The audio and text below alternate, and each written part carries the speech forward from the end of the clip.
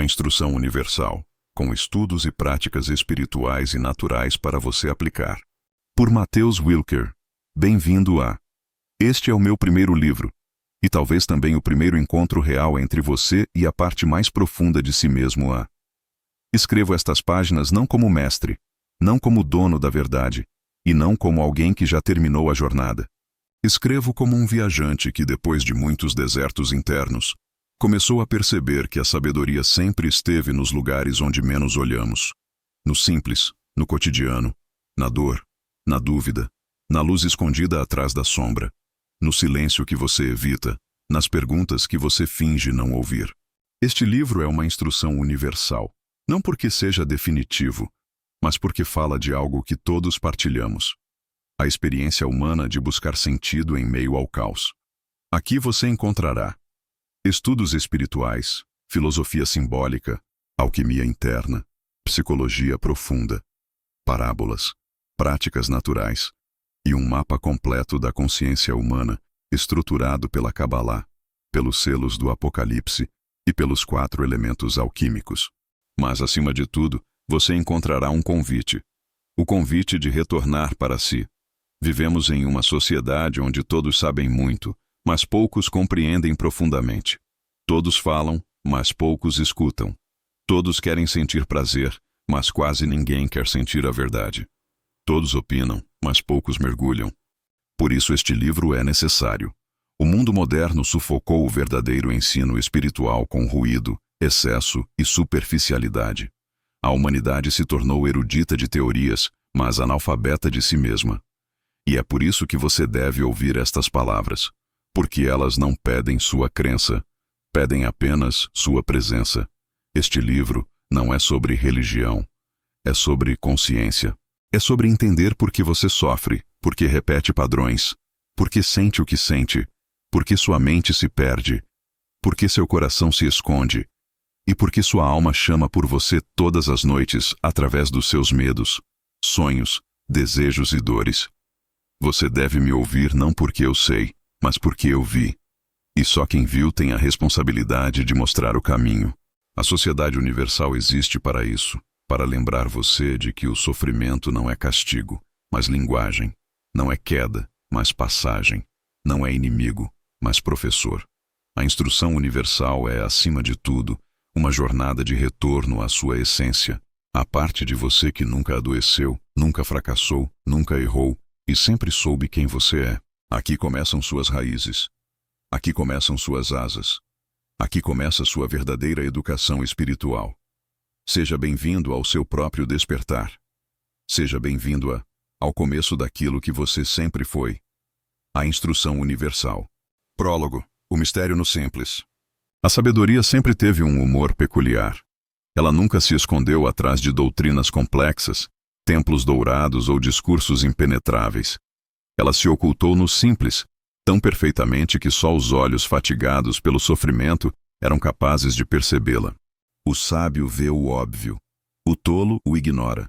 E assim, por eras incontáveis, a sabedoria repousou silenciosa nas coisas mais triviais. No ar que entra e sai sem pedir licença, nas ondas invisíveis do sentimento, na pausa antes da palavra, no pensamento que chega sem avisar.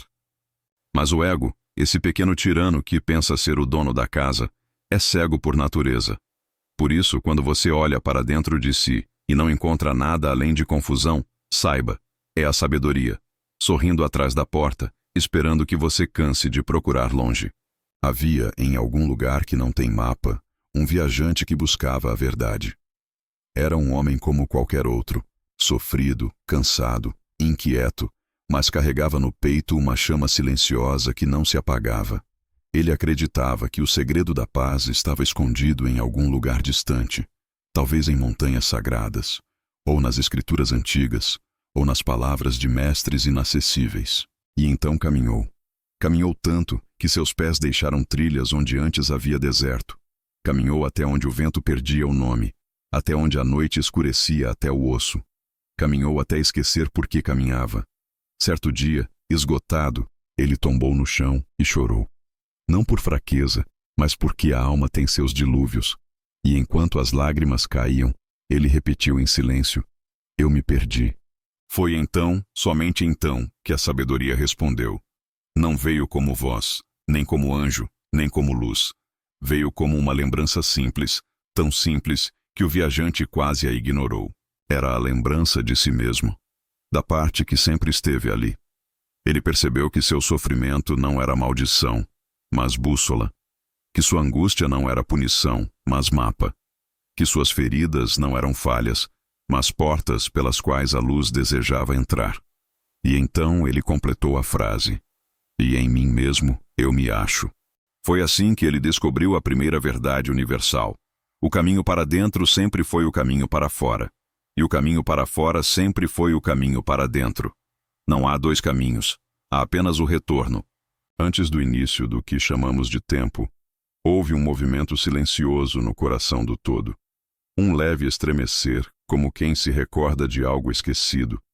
A consciência infinita percebeu em si um esquecimento, não um mal, não uma queda, mas um esquecimento de si.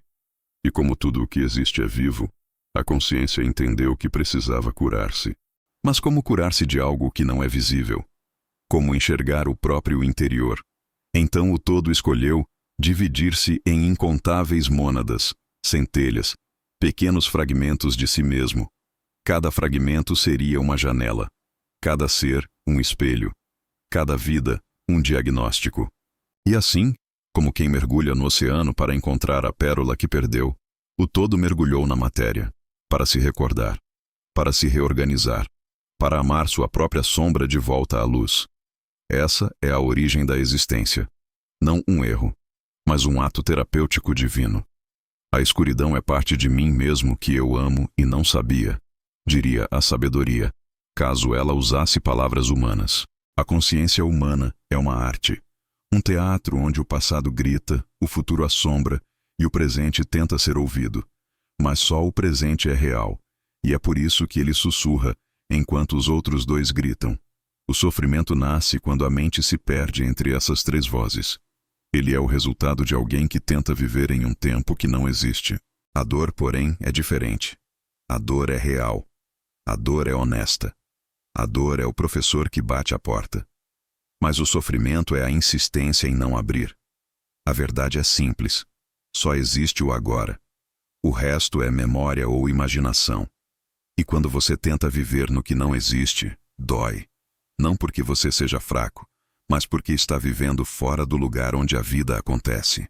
O ego, por sua vez, acredita ser o centro de tudo. É ele que diz: eu devo controlar. Eu devo entender. Eu devo prever. Por isso ele sofre. O ego quer fazer o trabalho da sabedoria e não consegue. Mas existe um momento, um instante delicado, em que o ego se cansa. Cansa de lutar contra o inevitável. Cansa de discutir com o sentimento. Cansa de fugir da sombra. Cansa de carregar o passado e temer o futuro. Nesse instante, o instante mais precioso da vida humana, algo acontece. Algo suave. Algo silencioso. Algo simples. A alma respira, volta e diz: agora eu posso falar. Esse é o momento em que a alquimia começa. Se você está lendo estas palavras, não é por acaso. Não porque alguém lhe disse para ler. Não porque você estava à procura de respostas. Mas porque uma parte de você, a parte secreta que ainda se lembra do todo, conduziu seus pés até aqui. Este livro não é um manual. Não é uma doutrina. Não é uma nova verdade. Este livro é uma recordação, um espelho, um retorno. Ele existe para que você finalmente perceba que seu sofrimento tem nome, forma e solução, que sua dor não é punição, mas iniciação, que sua sombra é luz dormindo, que seu medo é apenas uma pergunta não respondida, que a sabedoria nunca esteve longe, que a simplicidade sempre foi profunda, que tudo o que você busca, busca você de volta. A instrução universal não ensina algo novo. Ela dissolve o que impede você de ver o que sempre soube. Ela é o sopro que levanta a poeira da mente. É o fogo que derrete o gelo da emoção. É a água que lava o que já não serve. É a terra que sustenta o retorno. Esse é o convite. Não para aprender, mas para lembrar. Não para se tornar, mas para ser. Não para encontrar, mas para voltar. O caminho não começa aqui. Ele apenas se revela. E é por isso que a sabedoria, sorrindo atrás da porta desde o início, sussurra: bem-vindo de volta. Introdução. A Sociedade Universal da Pedra Filosofal. A Sociedade Universal não começou com um fundador, nem com uma revelação isolada, nem com uma data específica na história. Ela não é um grupo organizado, nem uma instituição, nem uma crença, nem uma religião, e muito menos uma doutrina formal. A Sociedade Universal é um estado de consciência. Ela existe desde o instante em que o todo se contemplou pela primeira vez. Contemplou-se com tanto amor que desejou dividir-se para experimentar a si mesmo. Ela sempre esteve presente em todas as tradições espirituais, em todas as culturas antigas, em todos os mitos de criação e em cada ser humano que percebeu, mesmo que por um segundo, que existe algo além do mundo aparente. Mas para entender o que é a Sociedade Universal, é preciso antes entender o que ela não é. Não é uma religião. Não exige fé cega. Não depende de rituais, templos ou intermediários. Não tem livro sagrado definitivo. Não possui dogmas. Não promete salvação, prosperidade ou destino extraordinário. Ela também não promete atalhos. A Sociedade Universal é um mapa, não um templo. É um espelho, não uma lei. É uma recordação, não uma imposição. E ela se chama universal exatamente porque não pertence a ninguém e, ao mesmo tempo, pertence a todos. A origem, quando a sabedoria decide respirar. A Sociedade Universal emerge da percepção mais antiga de todas. A sabedoria escondeu-se no simples, e o simples tornou-se invisível ao ego. Esse é o ponto de partida. Os antigos alquimistas sabiam disso, mas falavam em símbolos. Os cabalistas sabiam disso, mas falavam em metáforas. Os hermetistas sabiam disso, mas falavam em enigmas. Os sábios orientais sabiam disso, mas falavam em paradoxos. A Sociedade Universal não reinventa a sabedoria, ela decodifica. Ela retira o ouro da pedra, o fogo da fumaça, a simplicidade do mistério. Ela explica em linguagem humana aquilo que o espírito sempre soube. E a principal revelação é simples, mas profunda. Nada se cria, tudo se revela. A mente não inventa, ela canaliza. Ela sintoniza o que já existe no campo da consciência. Toda sabedoria é lembrança. 2. A pedra filosofal, o símbolo da unificação interior.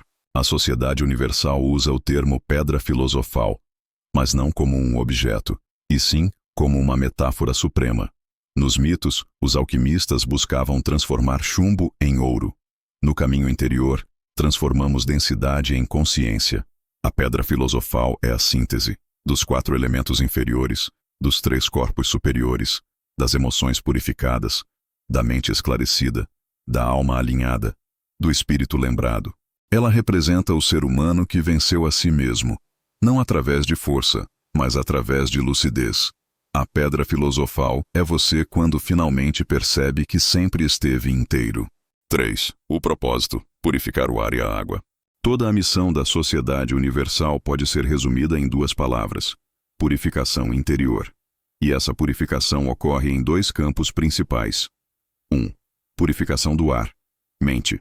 Crenças limitantes, ilusões, dogmas, falsas interpretações, distorções cognitivas, a própria voz do ego.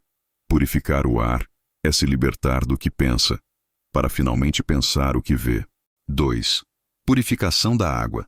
Emoção, culpa falsa, medo, tristeza acumulada, ansiedade, vergonha, desejo sem direção. Purificar a água é permitir que o sentimento volte a fluir, sem se tornar tempestade. A Sociedade Universal entende que, quando o ar é purificado, o pensamento se torna claro. Quando a água é purificada, o sentimento se torna verdadeiro. Quando ambos se alinham, nasce a consciência desperta. Essa é a alquimia real. 4. O ser humano como microcosmo. A Sociedade Universal ensina que o ser humano não é pequeno. Ele é um universo em miniatura.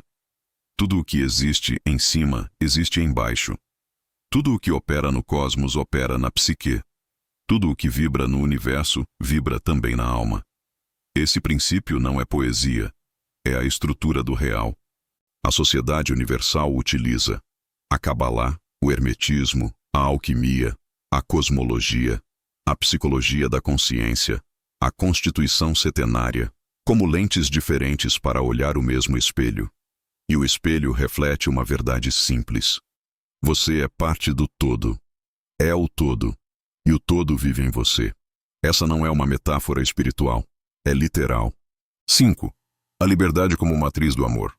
Essa talvez seja a maior contribuição da filosofia wilkeriana para a sociedade universal. A imperfeição é o preço da liberdade, e a liberdade é a razão do amor. O todo criou a si mesmo dividido para poder amar. Amor sem liberdade seria programação. Amor sem escolha não seria amor. Por isso existe imperfeição. Por isso existe sombra. Por isso existe erro. O todo permitiu o erro para permitir a escolha. E permitiu a escolha para permitir o amor. Assim, a sociedade universal não vê a imperfeição como pecado, mas como cenário pedagógico. Ela não vê o erro como falha, mas como caminho de retorno. 6. O sofrimento como pedagogia divina. A sociedade universal afirma: sofrimento é densidade não compreendida. Dor é verdade não aceita. Culpa é passado não dissolvido. Ansiedade é futuro não descansado. Mas nada disso é castigo. Tudo isso é chamado. O sofrimento surge para que você volte ao presente. Ele é a seta indicando onde a consciência está presa. Ele é a voz do sentimento, a única parte de você que vive no agora. A sociedade universal ensina que dor é o sinal, sentimento é o diagnóstico, aceitação é o remédio, presença é a cura. Não é religião. Não é crença, é prática. 7. O retorno ao todo. A sociedade universal não quer que você siga regras. Ela quer que você retorne para si mesmo. Ela não quer te preparar para o céu. Ela quer te ensinar a viver no agora. Ela não quer te salvar. Ela quer te mostrar que você nunca esteve perdido. No fim, tudo isso, as máximas, a alquimia, a Cabalá, o hermetismo, o mapa dos pecados e virtudes, a cosmologia e a psicologia, existe por um único motivo. A sabedoria criou o amor para você voltar para ela. E quando a mente se aquieta, quando o coração deixa de resistir, quando a culpa se dissolveu, quando a sombra foi abraçada, quando o ser se lembra, então a pedra filosofal se acende. E o que antes era sofrimento, agora é linguagem. O que antes era confusão, agora é clareza. O que antes era queda, agora é voo. A sociedade universal não quer que você a siga. Ela quer que você se encontre. E este livro é o caminho que você mesmo escreveu antes de nascer. Capítulo extra. Fogo no joio. A mentira queima. A verdade permanece. Há momentos na história da alma em que a gentileza é uma traição. Momentos em que o silêncio alimenta a escuridão. Momentos em que a luz precisa descer com espada, não com vela. Este capítulo é um desses momentos. Aqui não falaremos com o leitor adormecido, mas com o leitor que já despertou o suficiente para perceber que metade de tudo o que acreditava foi plantado no lugar errado, não como verdade, mas como joio. E o joio tem uma característica terrível. Ele cresce como trigo, parece trigo, se move como trigo, mas mata onde o trigo alimenta. A mentira tem esse mesmo efeito. Ela imita a verdade, mas corrói a vida por dentro. E então surge a pergunta que nenhum buscador verdadeiro pode evitar. O que acontece quando você acredita em uma mentira a vida inteira? A resposta é simples e brutal. A mentira não destrói o que você tem. Ela destrói quem você é. Trigo e joio, o campo interior. Jesus não contou parábolas para entreter. Ele contou parábolas para cortar. A parábola do trigo e do joio é uma das mais severas já ditas. Não porque fala de castigo, mas porque fala da colheita da consciência. O trigo é a verdade. O joio é a ilusão. O trigo nutre, o joio envenena. O trigo sustenta, o joio sufoca. O trigo cresce em silêncio, o joio cresce em disfarce. E aqui começa a parte que quase ninguém quer ouvir. Não é o inimigo externo que planta o joio, é a própria mente que o cultiva. É a mente que aceita sem questionar. É a mente que se curva ao medo. É a mente que foge da responsabilidade de pensar. É a mente que prefere o conforto da mentira ao trabalho árduo da verdade. Por isso, a aparência do dogma e a virtude da graça diz: o dogma é aparência, é forma vazia. A graça é essência, é a forma verdadeira. O dogma é joio. A graça é trigo. O dogma aprisiona. A graça liberta. O dogma exige submissão. A graça exige consciência. Por isso o joio nunca dá fruto. Ele só ocupa espaço, o espaço onde seu espírito deveria crescer. A natureza é universal, a divisão é humana. A natureza é igual em todos os lugares da Terra. Isso é natural. A espiritualidade foi dividida pelos homens para contê-la. Isso é antinatural. Sim. A natureza não tem dogmas. A natureza não tem seitas. A natureza não tem templos exclusivos.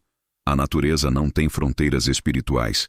A folha da Amazônia dança como a folha da Síria. O vento do Japão sopra como o vento do Peru. A água do Atlântico toca a água do Índico sem perguntar o nome. O fogo do Saara aquece como o fogo da Mongólia.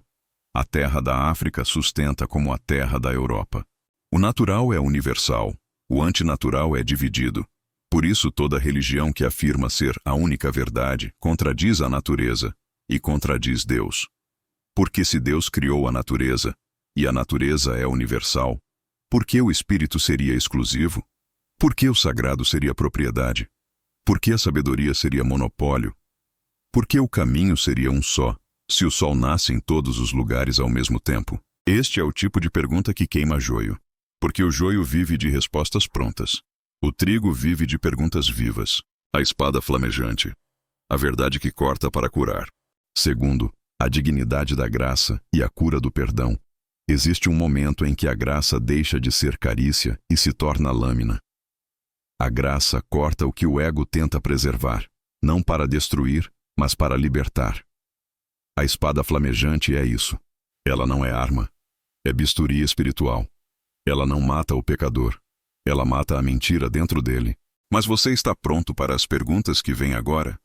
Quantas mentiras você ainda chama de fé? Quantas ilusões você ainda defende como identidade? Quantos medos você ainda chama de Deus? Quantas regras humanas você ainda chama de vontade divina? Perguntas assim não acariciam a alma. Elas a purificam. São perguntas de fogo. E só o fogo separa o trigo do joio. O fogo no joio. A purificação. Quando a luz entra, o joio não resiste. Ele queima. Porque a mentira não sabe sobreviver na presença da verdade. A mentira é como sombra. Existe apenas quando a luz está atrás. Nunca quando a luz está dentro. Por isso, quem desperta percebe uma coisa terrível e libertadora. Toda mentira que você acreditou queimou uma parte da sua vida. Queimou. Um amor verdadeiro que você não viveu. Um talento que você não explorou. Uma coragem que você não assumiu. Uma identidade que você não reivindicou. Uma liberdade que você não ousou tocar. Nada é tão destrutivo quanto acreditar no que não é real. E nada é tão libertador quanto queimá-lo. Esse é o fogo no joio. Esse é o fogo da consciência. Esse é o fogo da graça. A graça não é indulgência. A graça é claridade. A pergunta final. Você é trigo ou joio? Não pergunte o que os outros são. Pergunte o que você se tornou. Você vive de aparência ou de essência? De obediência ou de consciência? De crenças herdadas ou de verdade vivida? De dogma ou de graça? De medo ou de luz? O fogo não aceita duas respostas. O trigo aceita o sol, o joio teme a claridade. O trigo cresce, o joio imita. O trigo alimenta, o joio envenena. O trigo permanece, o joio desaparece. Então pergunte a si mesmo agora, com honestidade brutal, o que em mim precisa queimar? O que em mim precisa ser colhido? O que em mim precisa renascer? A resposta não é leve, mas a verdade nunca é leve. A verdade é luminosa, e a luz sempre pesa.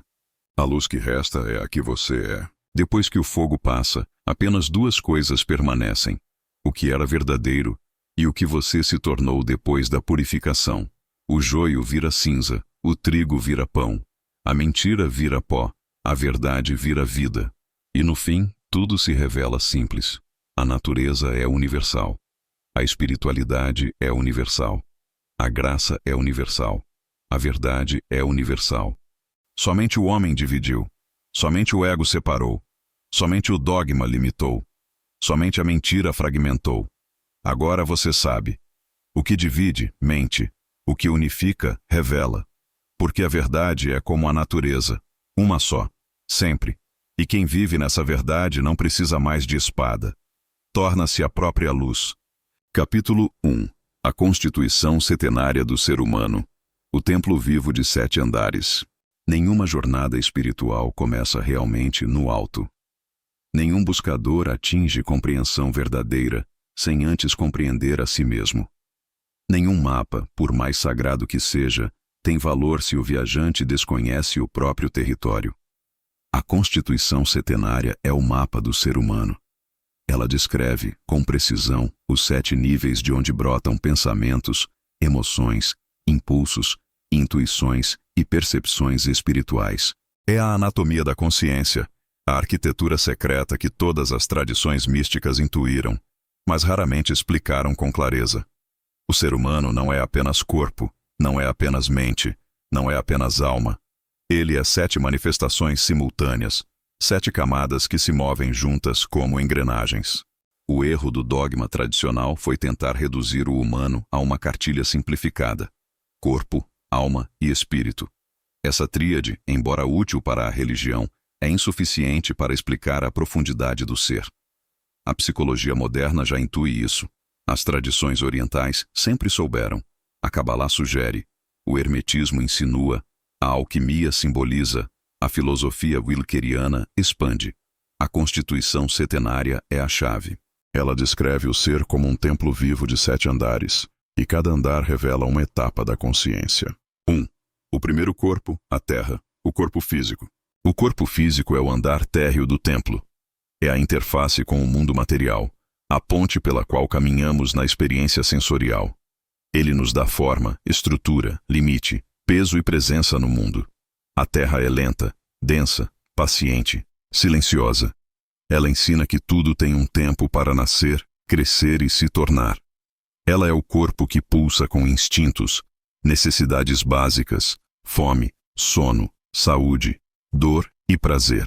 Mas, apesar de sua densidade, o corpo físico é o menor dos corpos. Não em importância, mas em extensão. Ele é como o casco visível de um navio. Mas o que sustenta o navio, o que o move e o que o guia está abaixo da superfície, invisível aos olhos comuns.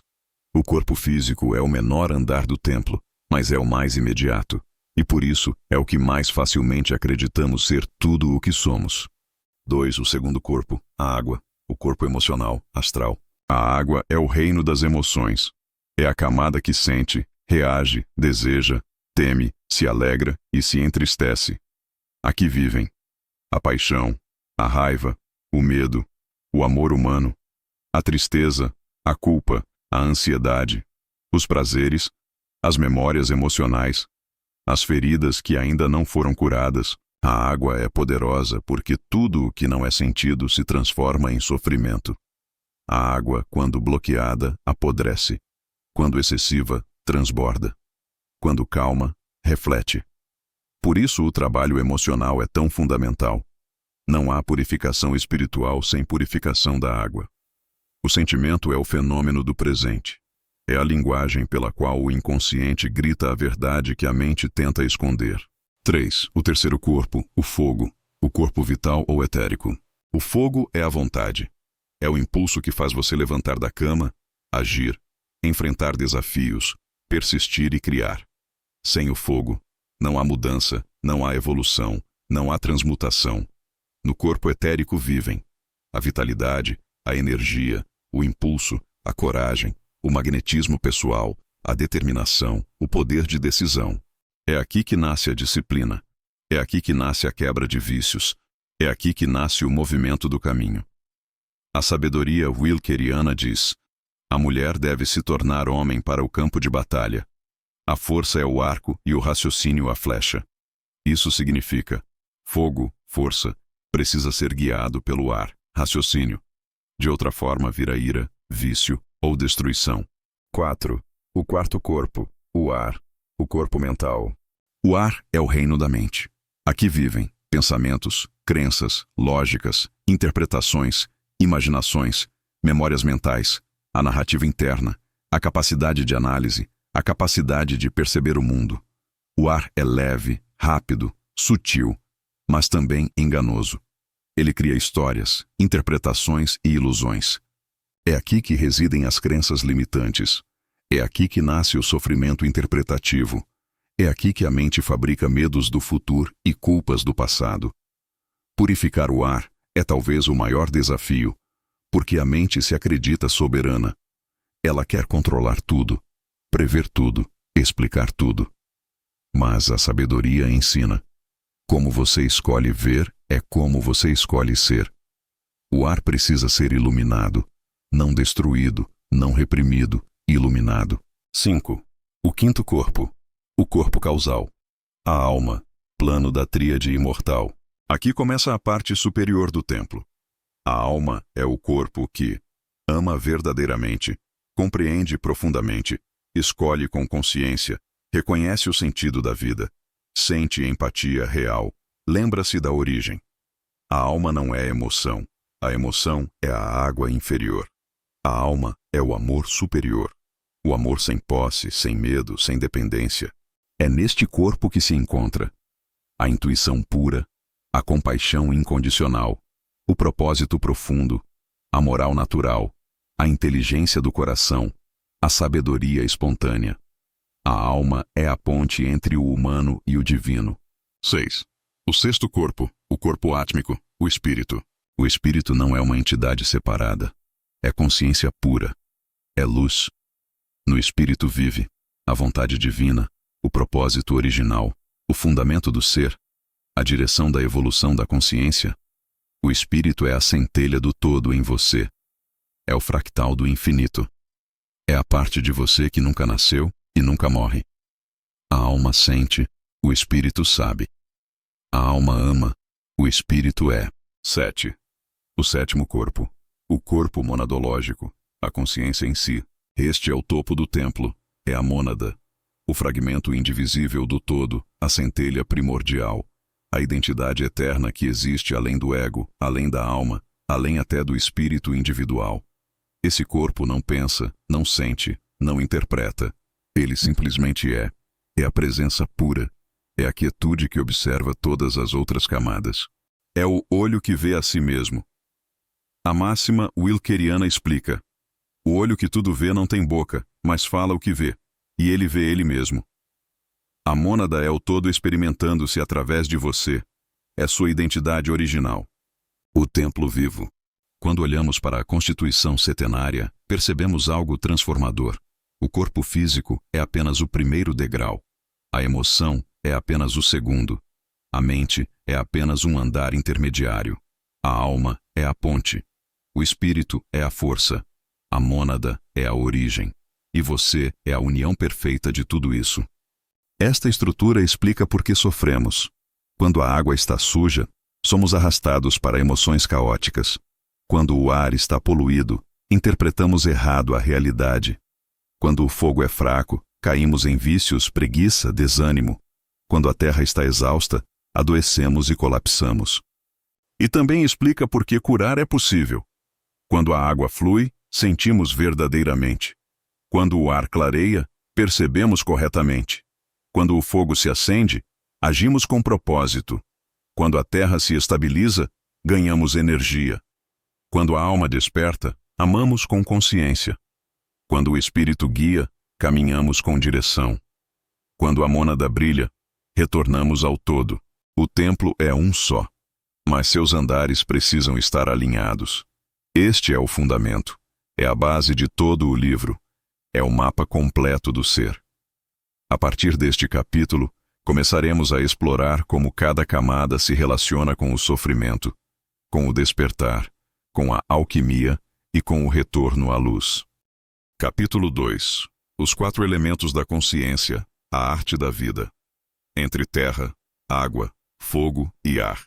Há uma história antiga, tão antiga que não sabemos se foi contada pela primeira vez por um sábio, por um poeta ou pelo próprio vento. Ela diz que no início dos tempos, 4 irmãos caminhavam pela vastidão silenciosa do não-tempo: o silfo, a ondina, a salamandra e o gnomo. Cada um carregava uma parte da consciência primordial, mas nenhum deles era completo. O silfo pensava, mas não sentia.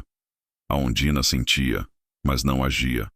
A salamandra agia, mas não se continha. E o gnomo continha, mas não transformava. Eles vagavam, inquietos, tentando preencher seus vazios.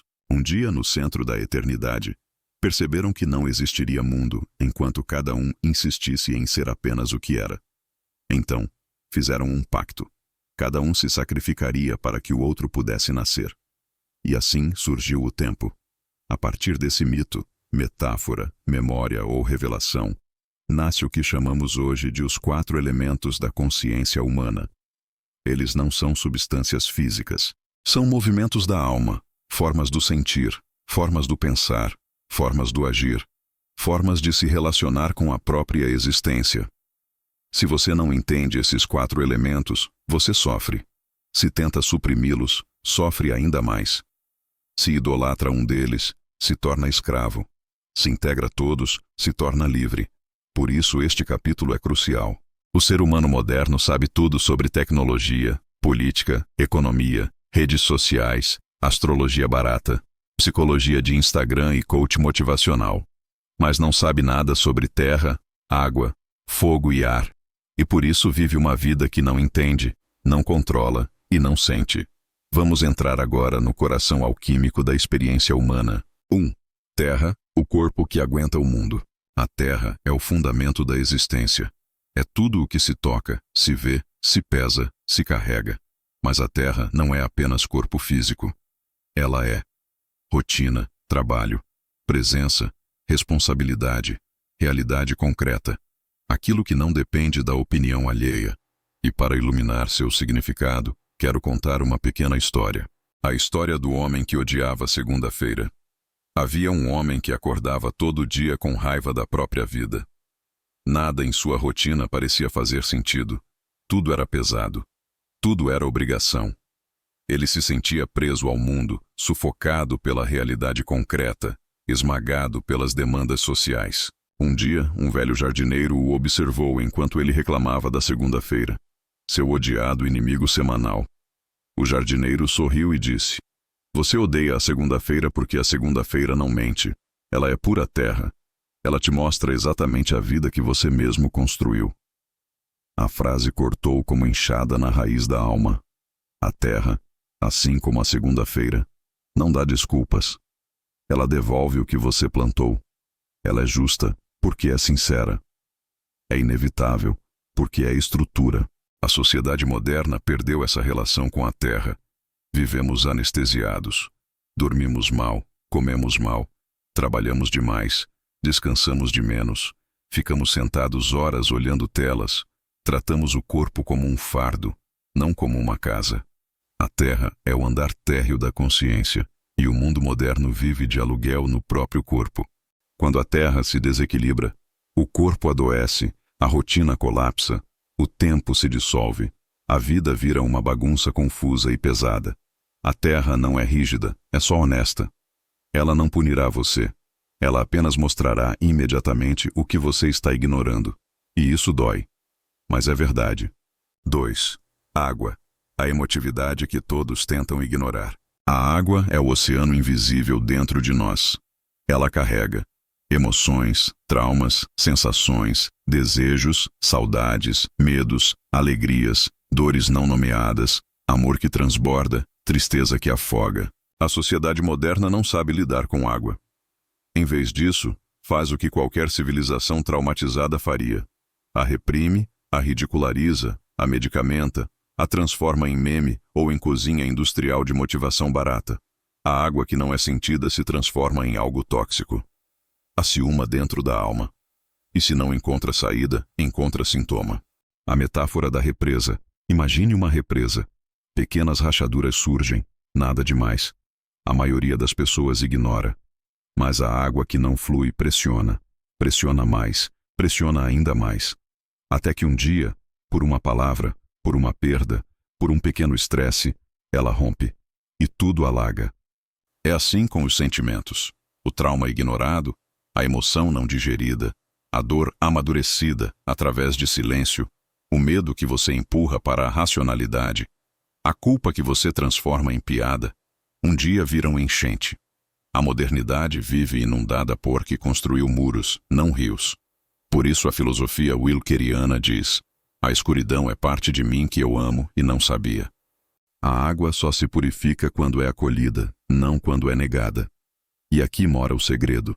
Toda ansiedade é água agitada. Toda depressão é água parada.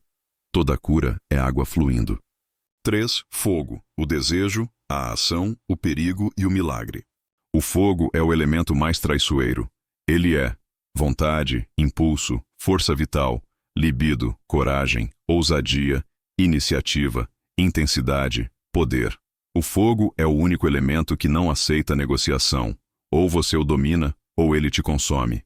A sociedade moderna idolatra o fogo, mas não compreende sua natureza. Vivemos em um mundo que exige produtividade constante, sucesso rápido, metas, conquistas, fama, performance, sexualização e adrenalina. É uma sociedade de salamandras descontroladas, todo mundo queimando tudo o tempo inteiro. Você vê isso nas redes sociais. Todos inflamados, todos opinando sobre tudo, todos reagindo com fúria, todos inflando o ego, todos atacando, todos acelerados, todos viciados em intensidade. O fogo moderno não ilumina, incendeia. O mundo virou um incêndio psicológico. A história da chama orgulhosa. Conta-se que uma chama pequena vivia orgulhosa de sua força. Ela crescia cada vez mais, queimando tudo ao redor. Chamavam-na de poderosa, intensa, apaixonada. Até que um dia, cansada de devorar, ela percebeu que estava sozinha. Toda a floresta havia desaparecido. Seu brilho era inútil. Ela queimou tudo o que a sustentava. Assim é o ego humano quando o fogo domina.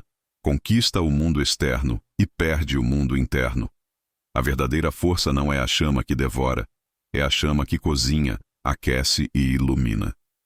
O fogo precisa de ar para pensar, de água para sentir, de terra para sustentar.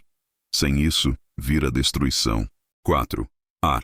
O pensamento ego, que acredita que é Deus. O ar é o mais perigoso dos elementos por um motivo. Ele acredita ser superior. Aqui mora o ego. Ele cria ideias tão convincentes que o próprio Criador se esquece de questioná-las.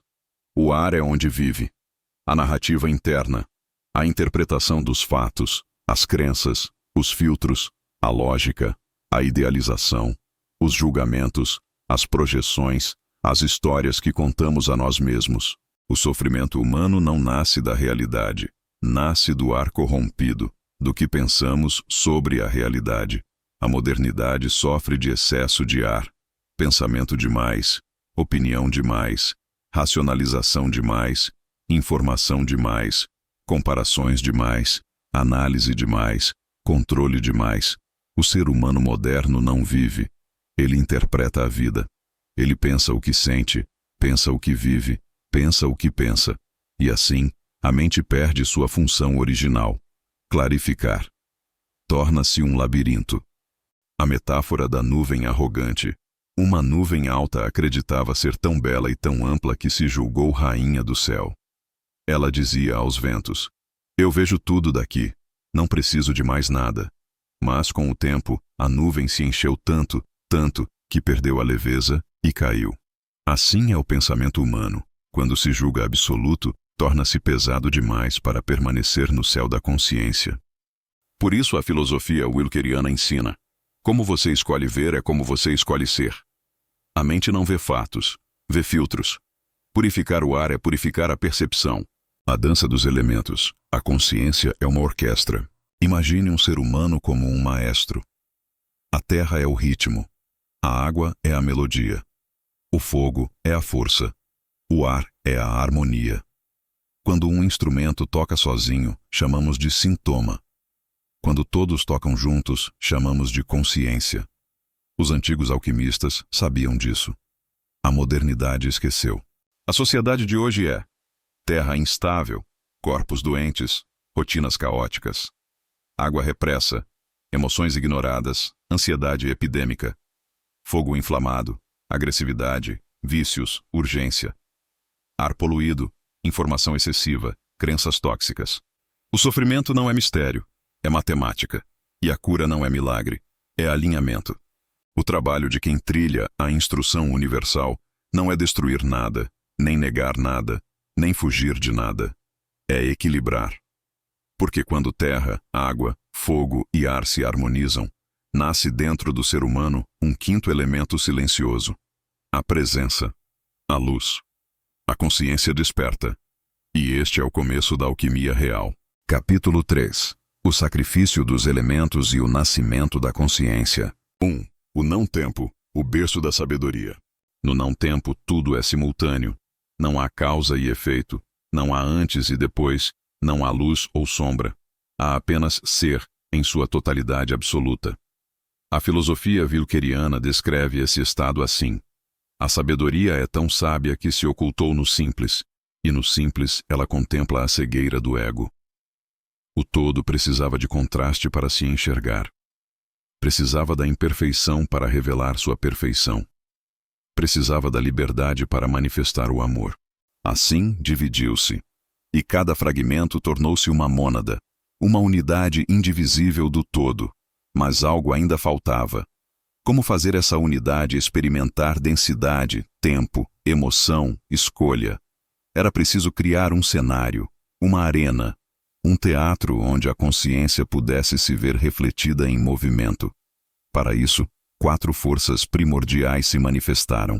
O nascimento dos 4 elementos. Da consciência una, surgiram 4 expressões, 4 essências vivas, 4 irmãos eternos. Silfo, ar. Pensamento puro, disperso como vento sem direção. Ondina, água. Sentimento puro, vasto e profundo, mas sem forma. Salamandra, fogo, vontade bruta, intensa, mas desorganizada. Gnomo, terra, substância primordial, estável, mas sem propósito. Esses 4 seres não eram metáforas, mas expressões reais da consciência. E cada um carregava uma parte da verdade. O silfo, ar, pensava profundamente, mas era incapaz de sentir. A ondina, água, sentia intensamente, mas não conseguia agir. A salamandra, fogo, agia violentamente, mas não sabia discernir. O gnomo, terra, continha tudo dentro de si, mas não podia transformar nada.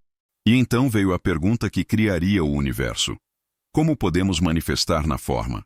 A resposta foi clara: sacrifício. Mas não sacrifício como dor, sacrifício como transformação. 3. O primeiro sacrifício. O silfo se torna água.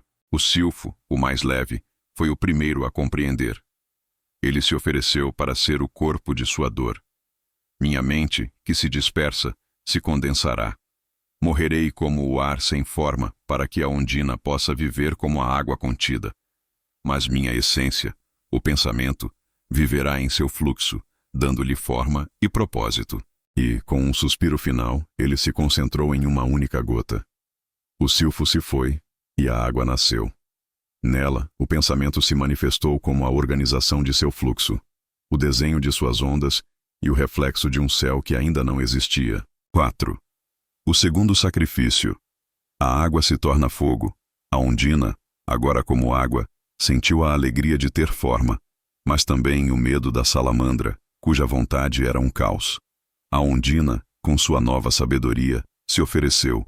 Eu me sacrificarei, tornando-me a vontade que queima. Minha emoção se tornará o propósito da sua chama, dando-lhe calor e direção, em vez de destruição. A ondina se submeteu ao calor de sua própria vontade, se liquefez e se tornou energia, uma chama que brilhava com o sentir. A ondina se foi, e o fogo nasceu. Nele, a emoção se manifestou como o calor da vida, a luz do sol e a paixão que forja o novo. 5. O terceiro sacrifício. O fogo se torna terra.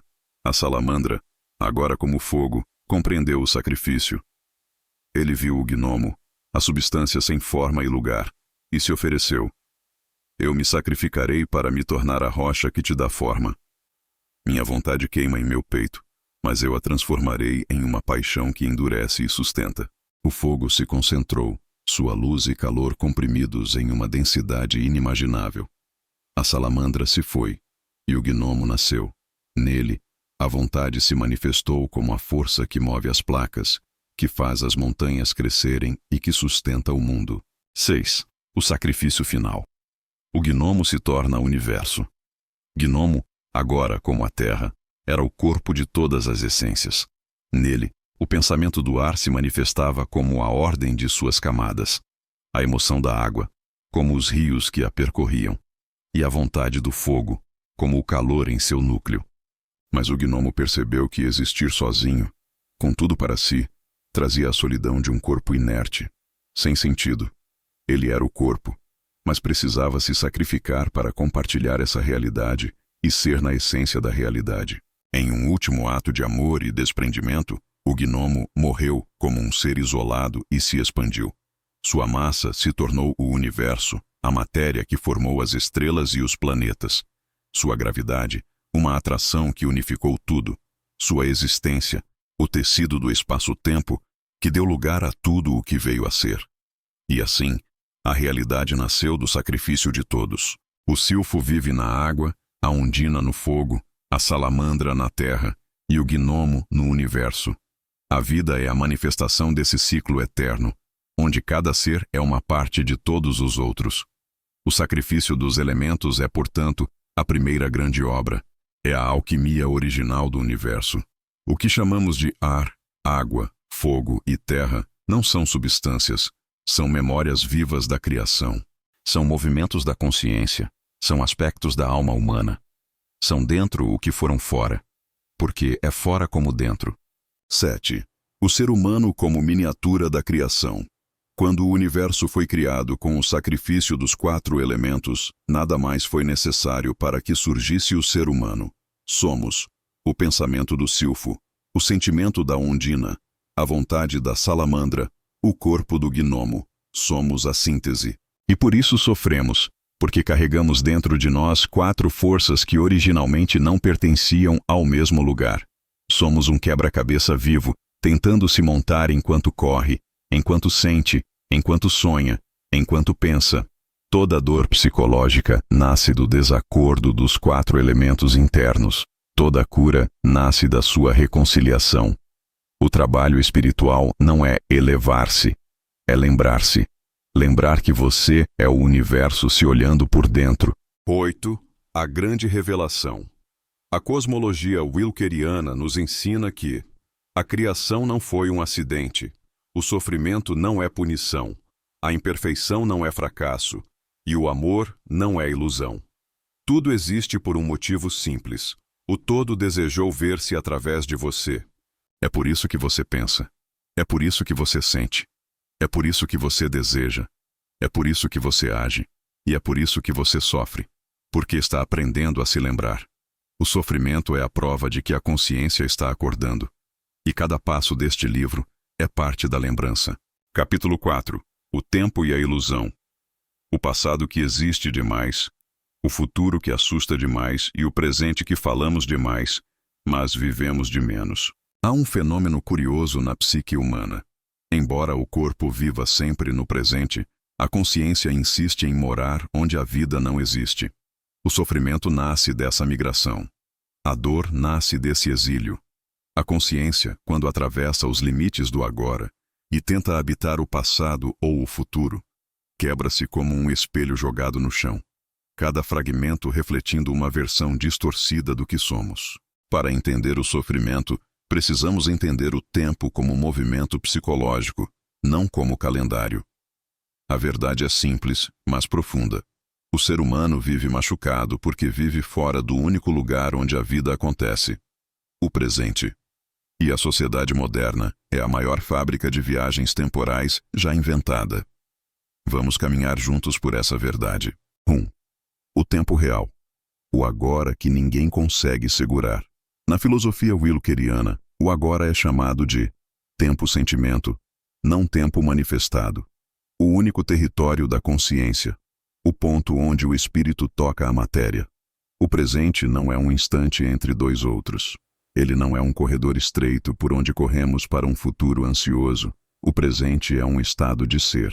Assim como a água só existe como água quando está presente no copo, a consciência só existe como consciência quando está presente em si mesma. O passado não pode ser tocado. O futuro não pode ser sentido, mas o agora. Pulsa, respira, vibra, transforma, colapsa possibilidades, cria realidade.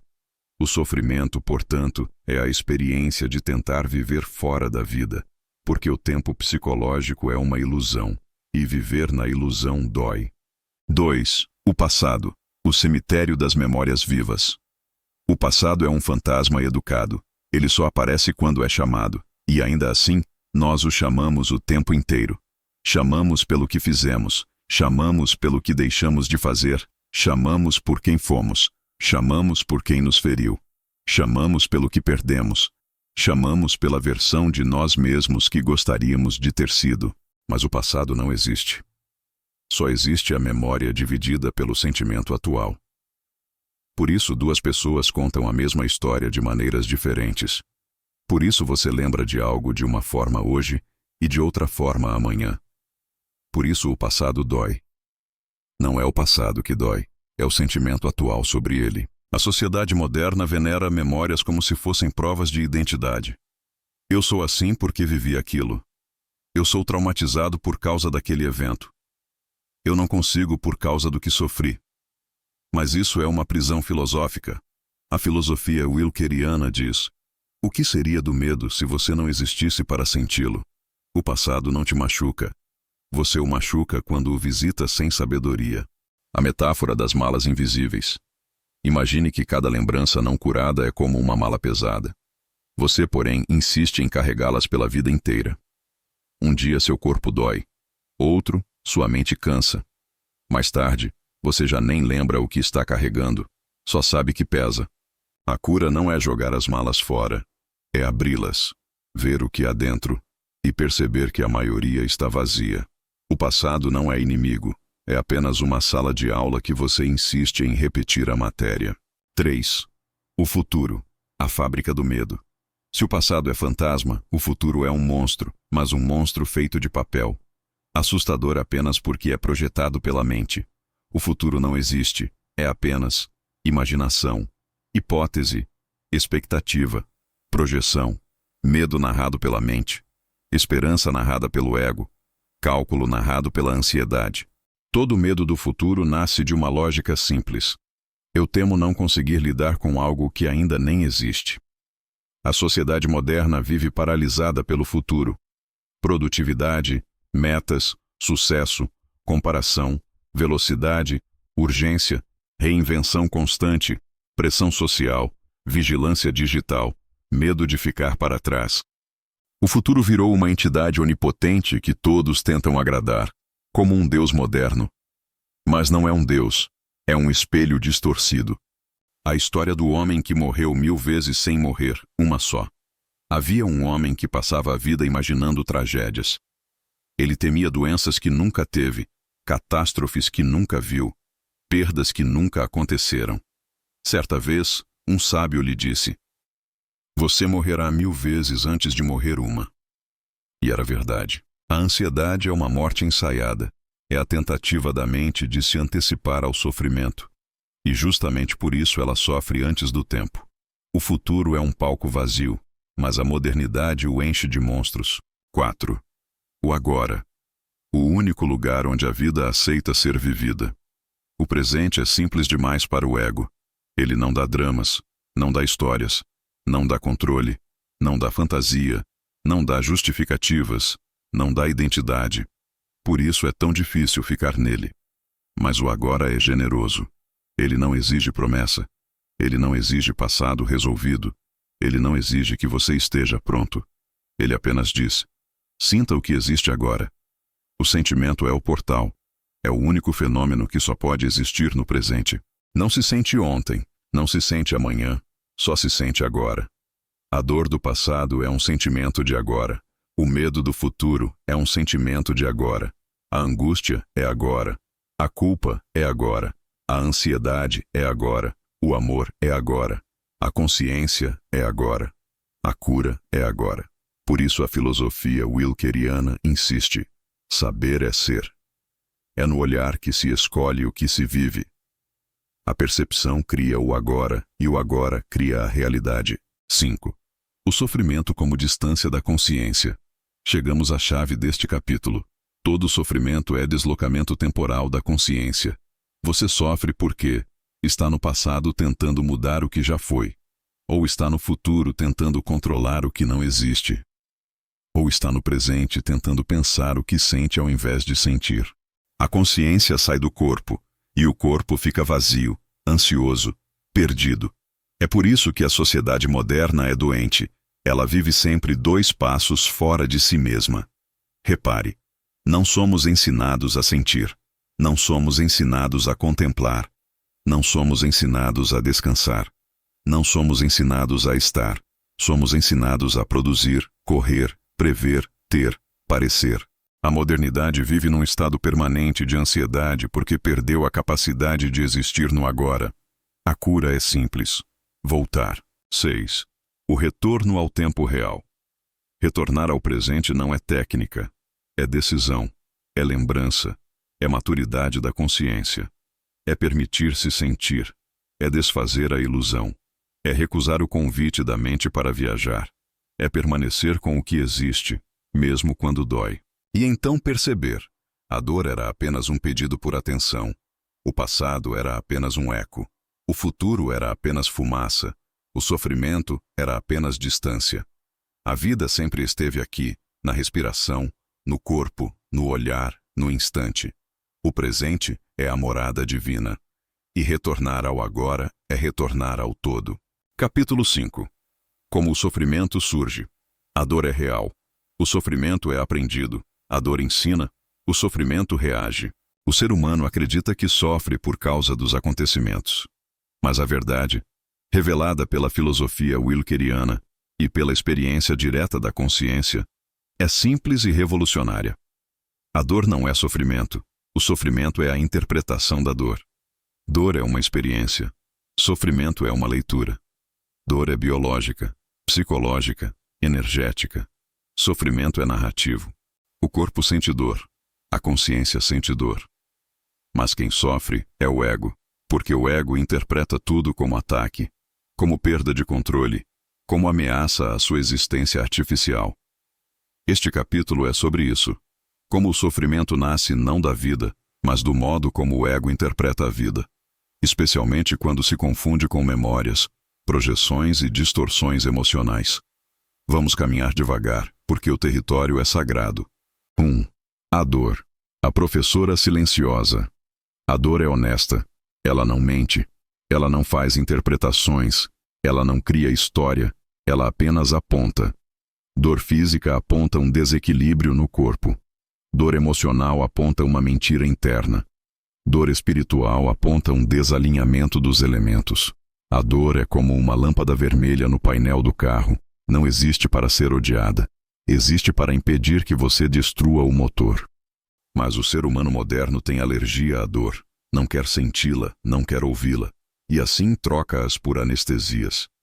Ansiedade, distrações, vícios, dopamina artificial, trabalho compulsivo, relacionamentos tóxicos, espiritualidade superficial, entretenimento constante, racionalização crônica, medicamentos sem autoconhecimento. Hoje, ninguém raciocina sobre a dor. Basta trocar por estímulo rápido. Assim, a dor nunca cumpre sua função: ensinar. E quando a dor não ensina, ela se transforma no seu substituto: o sofrimento. 2. Sofrimento. O eco da dor não ouvida. Sofrimento é dor repetida, reinterpretada, distorcida. É a dor pedindo atenção pela segunda vez, e pela terceira, e pela quarta.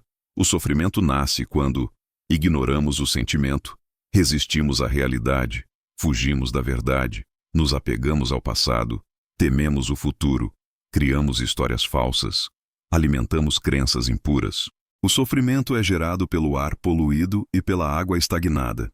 E a sociedade moderna é a combinação perfeita disso. Ar tóxico, excesso de informação, opinião, crenças tóxicas, comparação, ego. Água tóxica, excesso de emoção reprimida, ansiedade, solidão. O sofrimento é o encontro destrutivo entre uma mente que inventa problemas e um coração que não sabe mais sentir. 3. A mentira que gera todo o sofrimento. Existe uma mentira tão antiga que se tornou axiomática, uma mentira tão repetida que parece verdade. A mentira é esta: eu deveria ser diferente. Toda vez que você julga que deveria ser diferente, deveria ser mais forte, deveria ser mais sábio, deveria ser mais feliz, deveria estar melhor, deveria já ter superado, deveria já ter vencido, deveria estar em outro lugar, deveria ser outra pessoa, nasce sofrimento. A filosofia wilkeriana diz: a imperfeição é o preço da liberdade. Se você é livre, você erra. Se você erra, você cresce. Se você cresce, você existe. A imperfeição não é defeito, é espaço para a alma respirar. O sofrimento nasce da negação dessa verdade simples. 4. O ego e sua obsessão por status quo. O ego é a voz interna que não quer mudanças, não porque ama a estabilidade, mas porque teme dissolver-se. O ego sofre porque resiste, e resiste porque teme o desconhecido, e teme porque se acredita separado. O ego sofre em 3 níveis. 1. Sofrimento por apego, porque ele quer segurar o que já acabou. 2. Sofrimento por aversão, porque ele quer evitar o que já começou. 3. Sofrimento por ilusão, porque ele inventa o que não existe. A sociedade moderna alimenta esses 3 sofrimentos com maestria. Redes sociais criam apego ao personagem. Noticiários criam aversão permanente. Publicidade cria ilusões inatingíveis. O ego moderno vive em guerra com tudo, e a guerra interna sempre vaza para o mundo externo. 5. Quando a dor é verdadeira e quando o sofrimento é falso. Existe uma diferença espiritual que poucas pessoas percebem. A dor verdadeira é a dor sentida no exato momento do impacto. Ela é curta, intensa, transparente. Exemplos: a morte de alguém, o fim de um relacionamento, um erro grave, uma queda, uma traição, uma injustiça, uma perda material, um acidente. A dor verdadeira é pura, porque pertence ao presente. O sofrimento falso é a dor levada para o passado ou para o futuro. É a dor ressuscitada toda vez que você pensa nela. A dor é o evento.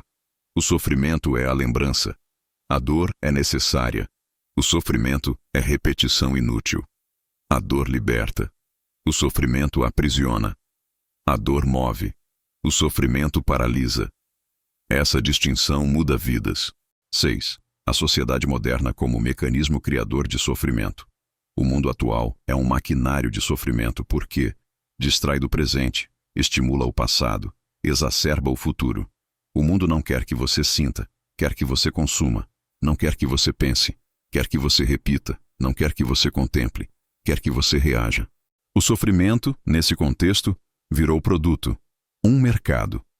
Autoajuda rápida, promessas vazias, gurus de plástico, dopamina instantânea, espiritualidade instagramável. Tiram o ser humano do presente e vendem a cura do presente. A verdadeira cura não está à venda, está no retorno ao agora. 7. O nascimento real do sofrimento. Agora podemos sintetizar. O sofrimento surge quando a emoção, água, é negada e o pensamento, ar, assume o comando. Quando o coração tenta falar, mas a mente não deixa, o sofrimento nasce. Quando você precisa sentir, mas tenta pensar sobre o que sente, o sofrimento se multiplica. Quando a dor pede presença, mas você oferece julgamento, ela se torna tormento. O sofrimento é a colisão entre a verdade da alma e a narrativa do ego. E essa colisão se repete até que você aprenda a ouvir a dor como mestre, e não como inimigo. 8. A chave da libertação. O fim do sofrimento começa quando você finalmente compreende. A dor vem para me libertar. O sofrimento vem porque eu a resisti. Sofrimento não é castigo, é atraso, é resistência, é medo, é apego, é confusão, é fuga. Quando você olha a dor nos olhos, ela te devolve a visão. Quando você sente a dor sem interpretação, ela te devolve o agora. Quando você aceita a dor como mensageira, ela te devolve a alma. A dor é a porta. O sofrimento é o corredor escuro para quem recusou a porta. Capítulo 6. A grande parábola da cidade perfeita. Parábola. A cidade perfeita e o ser que se quebrou. Dizem que antes de existirem mundos, galáxias e vida, havia um plano de existência chamado a cidade perfeita. Não porque tivesse ruas belas ou palácios de luz, mas porque era um lugar onde nada podia doer. Ali tudo era pleno, nada faltava, nada mudava, nada ameaçava. Era o lar original das mônadas, as centelhas do todo. Elas eram como crianças eternas, puras, luminosas, impecáveis, mas também ingênuas. Não ingênuas por ignorância, mas ingênuas por ausência de contraste. Nunca tinham sentido medo, nunca tinham sentido perda, nunca tinham sentido saudade, nunca tinham sentido limite, nunca tinham sentido o sabor amargo da separação, nunca tinham sentido o doce retorno após uma queda. Ignoravam, portanto, a força do amor. Porque o amor só existe onde há liberdade. E a liberdade só existe onde existe risco. E o risco só existe onde há imperfeição. Na cidade perfeita tudo permanecia perfeito, portanto, nada crescia. Os seres eram belos, mas imóveis. Brilhantes, mas superficiais. Perfeitos, mas incompletos. Até que um dia, um dos habitantes, o mais curioso de todos, aproximou-se da fonte e perguntou: por que sentimos que falta algo, se tudo é perfeito? A fonte respondeu: falta o que só nasce quando se toca a imperfeição. A mônada perguntou: e o que nasce da imperfeição? A fonte sorriu: consciência.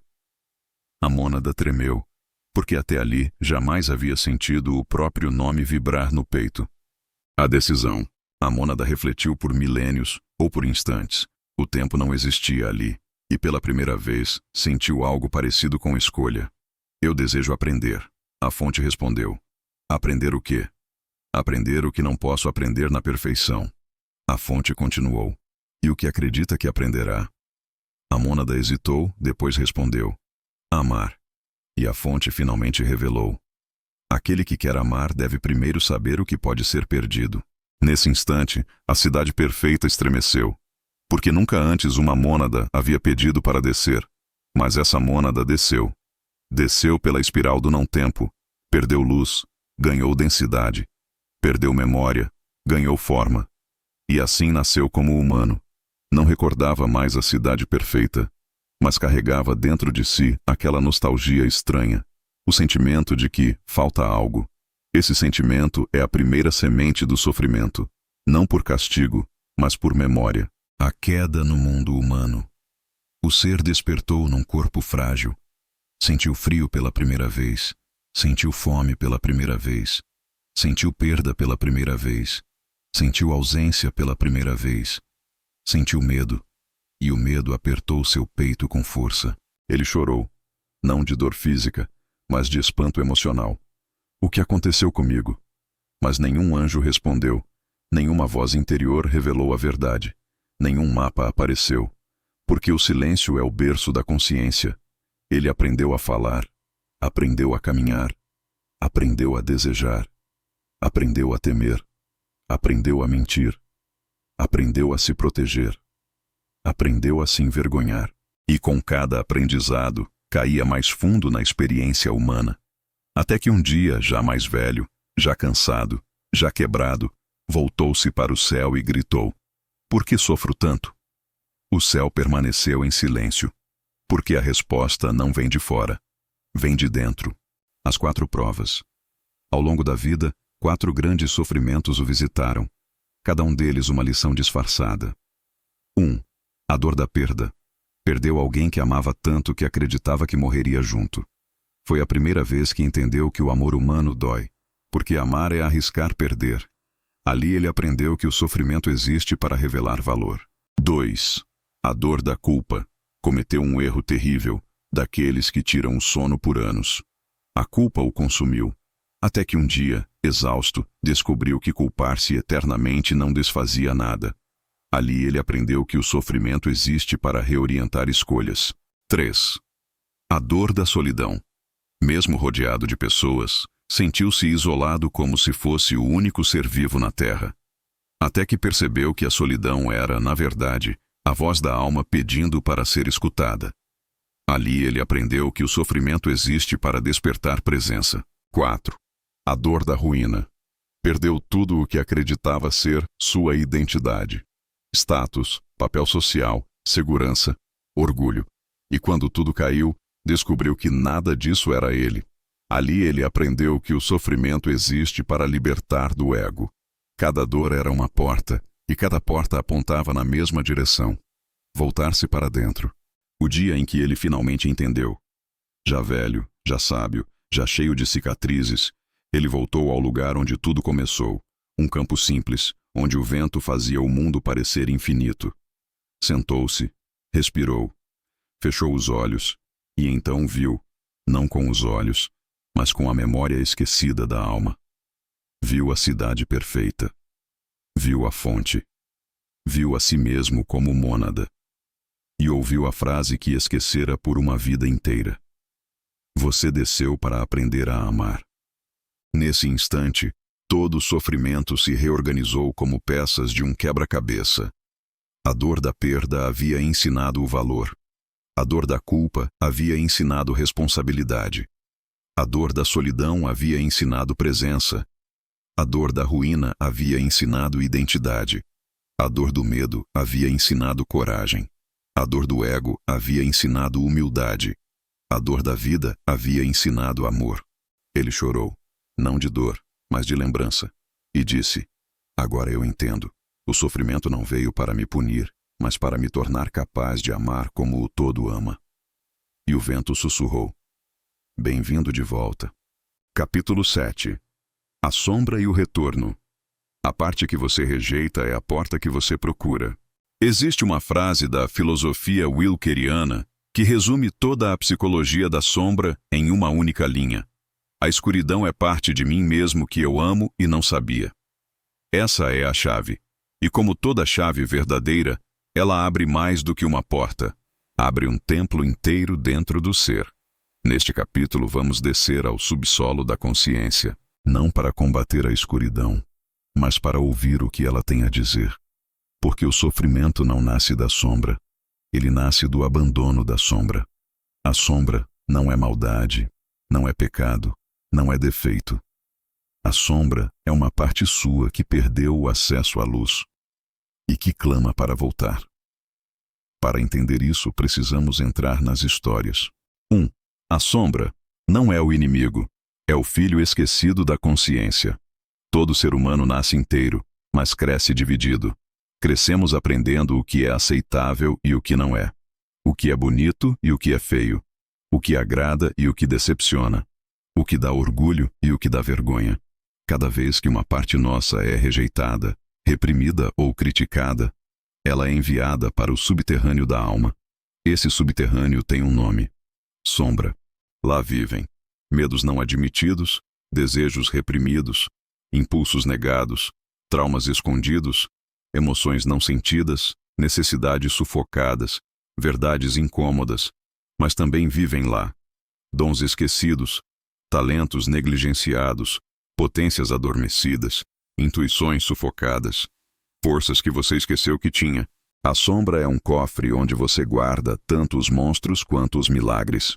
O problema é que, ao trancar tudo, você tranca a si mesmo. Para entender isso, precisamos visitar uma história. Parábola. A criança no sótão. Havia um homem que morava numa casa antiga. A casa tinha muitos cômodos e um sótão fechado, cheio de caixas e sombras. Desde criança, o homem era ensinado por todos: não suba no sótão. Lá é perigoso. Há coisas feias lá dentro. Não toque naquele lugar. Assim cresceu e assim envelheceu. Mas com o tempo, começou a ouvir barulhos vindos do sótão. Eram passos leves, como os de uma criança. Eram choros baixos, como de alguém abandonado. Eram batidas frágeis, como pedidos de ajuda. O homem dizia a si mesmo: É minha imaginação. É só a madeira estalando. Não há ninguém lá. Mas as batidas continuavam, e quanto mais ele ignorava, mais altas ficavam. Até que um dia, cansado de fugir, subiu a escada. Abriu a porta que nunca ousara tocar. E encontrou lá dentro uma criança, pequena, assustada, solitária, faminta, esquecida, esperando por ele. E quando a criança o viu, não gritou, não correu, não atacou. Apenas perguntou: por que você demorou tanto? Essa é a sombra, não um monstro. Mas uma parte sua que esperou tanto, tanto, que começou a bater. A sombra não te persegue, te chama. A sombra não quer te destruir, quer ser vista. A sombra não é contra você, é você. 2. O sofrimento. Como mensagem da sombra. A sombra se comunica através da dor. Ansiedade, ataques de pânico, autocobrança, irritabilidade, impulsos descontrolados, procrastinação, tristeza sem explicação, vícios emocionais, colapsos repentinos, escolhas destrutivas. Esses não são demônios, são crianças no sótão. Cada sintoma emocional diz: eu fui rejeitado. Eu fui esquecido. Eu preciso de você. Quando você corre, ela corre atrás. Quando você luta, ela luta mais. Quando você ignora, ela grita. Quando você acolhe, ela silencia. Assim como a criança do sótão. E então algo milagroso acontece. A sombra deixa de ser o lugar do medo e se torna o lugar do retorno. Porque é ali que mora quem você era antes de tentar ser aceito. 3. A sombra. Não é inimiga. É guia. A psicologia chama de inconsciente. A religião chama de tentação. A espiritualidade superficial chama de energia negativa. A filosofia wilkeriana diz: a sombra não é o contrário da luz. A sombra é a luz que esqueceu o caminho. Por isso, o medo contém coragem. A raiva contém força. A tristeza contém profundidade. O ciúme contém desejo. A inveja contém potencial escondido. A preguiça contém exaustão não ouvida. O orgulho contém autoestima ferida. A sombra não é mal, é mal interpretada. A sombra é uma professora sábia, com aparência assustadora e voz suave. Para ouvi-la, é preciso descer. E para descer, é preciso coragem. Segunda parábola. O mestre do Vale das Sombras. Havia um jovem que buscava a iluminação. Ele subia montanhas, meditava horas por dia, estudava textos sagrados, jejuava, rezava, praticava virtudes. Mas toda noite, quando fechava os olhos, um medo antigo sussurrava: você não é tão puro quanto tenta parecer. Cansado, procurou um mestre renomado que vivia no Vale das Sombras. O jovem encontrou o mestre sentado em silêncio, olhando para dentro de uma caverna escura. Mestre, vim aprender a vencer minha sombra. O mestre sorriu. Quem disse que você deve vencê-la? Vá até lá dentro e ofereça-lhe sua mão. O jovem tremia. Mas lá dentro é escuro. Sim, disse o mestre. Porque você apagou as luzes. O jovem entrou na caverna e encontrou ali uma figura que ele sempre temeu. Seu próprio rosto, torcido, triste, ferido, repleto de vergonha. A figura disse: eu sou tudo que você rejeitou. O jovem chorou. Eu tentei te expulsar. Eu sei, respondeu a sombra. Mas não posso ir embora, porque sou você. O jovem estendeu a mão, e a sombra abraçou-o. Naquele momento, a caverna inteira se encheu de luz. Não porque a sombra desapareceu, mas porque ela foi acolhida. Quando o jovem voltou, o mestre disse: agora você está inteiro. 4. Somente quem abraça a sombra pode retornar a si. A sombra não impede o caminho. Ela é o caminho. Ela é o guardião do portão da consciência. E o preço da entrada não é santidade, é sinceridade. O retorno à lucidez começa quando você diz: eu também sou isso. Eu também sinto isso. Eu também erro assim. Eu também caí aqui. Eu também tenho medo. A sombra dissolve o ego como o sol dissolve a noite. Não lutando contra, mas iluminando. Toda parte rejeitada volta para casa. E quando volta, traz consigo um pedaço de sabedoria que estava faltando. 5. A sombra, como portal para o amor. A última camada é a mais bonita. A sombra é o lugar onde o amor foi esquecido. E amar a sombra é amar a si mesmo de verdade. Não amar o personagem, a persona, a máscara, a fachada, a versão socialmente aceitável. Mas amar a parte quebrada, a parte carente, a parte insegura, a parte imperfeita. Porque apenas quem acolhe sua escuridão pode acolher a escuridão dos outros, e apenas quem acolhe a escuridão dos outros pode amar como o todo ama. 6. A sombra. Como retorno. Quando você abraça sua sombra, algo extraordinário acontece. O passado perde peso, o futuro perde ameaça, o presente ganha vida, a alma ganha espaço, a consciência ganha profundidade. A sombra não é o fim da jornada espiritual, é o início, porque somente quem desce pode subir. Somente quem olha para dentro pode ver para fora. Somente quem se ama pode amar. E somente quem abraça o que é pode retornar ao que sempre foi. A sombra é a estrada secreta de volta à cidade perfeita. Não aquela perfeição inicial, estagnada, infantil, mas a perfeição madura, consciente, transformada. A perfeição de quem caiu, viveu, aprendeu, amou e voltou para casa. Capítulo 8. A intuição masculina e feminina. O espelho e a caverna, o vento e o poço. Antes de existir o primeiro corpo humano, antes de a luz ser chamada de luz, ou a sombra ser chamada de sombra, havia duas forças que caminhavam lado a lado dentro da consciência primordial. Não eram homem e mulher, porque ainda não havia carne, ainda não havia ossos, ainda não havia respiração. Eram dois modos de perceber a realidade. Uma força que percebia o exterior e outra que percebia o interior. Uma que lia o mundo, outra que lia a alma. Quando a consciência decidiu mergulhar na matéria, ela dividiu esses dois modos como quem divide duas metades de uma semente. E cada metade passou a viver dentro do ser humano, independentemente de seu sexo físico, como dois fios invisíveis que sustentam o tecido da percepção. Esses dois fios são conhecidos como a intuição feminina, voltada para o exterior, e a intuição masculina, voltada para o interior. O corpo físico, masculino ou feminino, apenas define para onde cada força aponta, não o que cada força é. Assim, dentro do homem físico, vive uma mulher interior, capaz de ver no invisível do próprio ser. E dentro da mulher física, vive um homem interior, capaz de ver no invisível do mundo ao redor. Essa não é poesia. É a anatomia da alma. E para explicar essa anatomia, vamos contar uma história antiga. Uma das mais belas parábolas da sociedade universal. A história do ser que procurava os dois olhos. Houve um tempo em que os seres humanos enxergavam com dois olhos, mas não os olhos que hoje carregam no rosto. Eram dois olhos internos, um voltado para dentro, outro voltado para fora. Com eles, viam simultaneamente o mundo e a alma. Mas quando a consciência encarnou, um desses olhos começou a se fechar lentamente.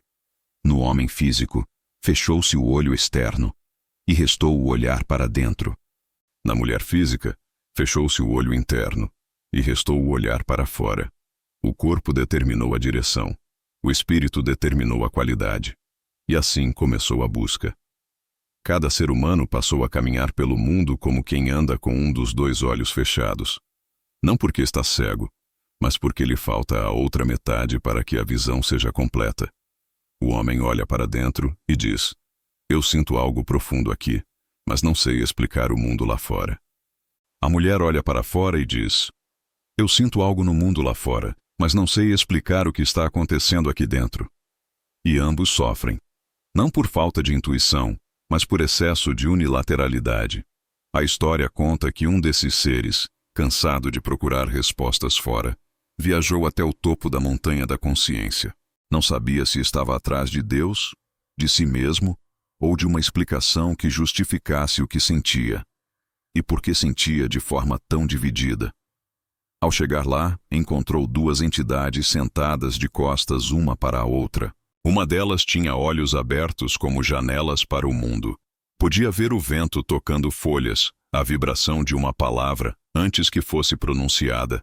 as intenções escondidas nas microexpressões, o temperamento do clima emocional.